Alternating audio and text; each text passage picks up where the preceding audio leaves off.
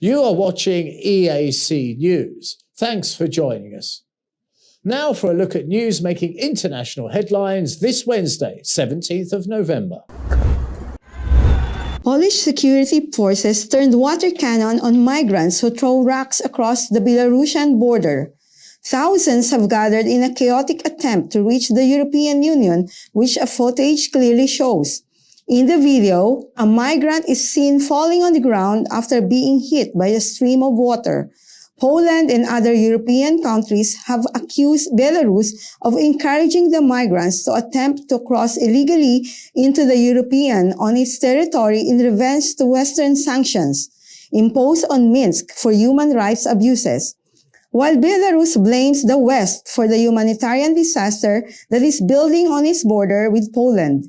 An estimated 4,000 migrants are at the border, and many say Belarusian authorities are not allowing them to return to Minsk.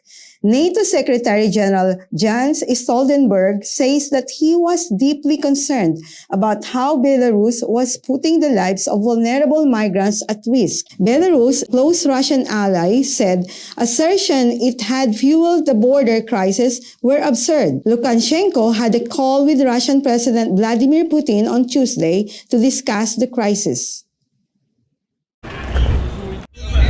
Two separate blasts rocked the streets of Uganda's capital Kampala on Tuesday morning. Uganda police spokesperson Fred Enanga has confirmed that 6 people are dead. 3 of them were the suicide bombers. The total so far of the injured persons the authorities have rushed to the Mulago National Referral Hospital has reached to 33. 5 of them are in critical condition. The strong blasts in Kampala have shocked a nation that is known as bulwark against violent Islamist militants in East Africa, and whose leader has spent years cultivating Western security support. 2 police officers were among the victims. There was no immediate claim of responsibility. Police intelligence indicated the Islamic State-aligned allied democratic forces were responsible. The explosions, the first near the central police station and the second very close to the parliament, sent blooded office workers rushing for cover over shards of broken glass as a plume of white smoke rose above the downtown area. The first blast near the checkpoint at the police station, which killed 2 people, was carried out by a suicide bomber wearing a backpack. The second attack, involving 2 suicide bombers on motorbikes, killed 1 person. The Al-Qaeda-linked Somali insurgent group Al-Shabaab has carried out deadly attacks in Uganda in the past, including a 2010 attack that killed 70 people. Ugandan soldiers are fighting Al-Shabaab in Somalia as part of a UN-backed African Union peacekeeping force. An Al-Shabaab spokesman was not immediately available for comment.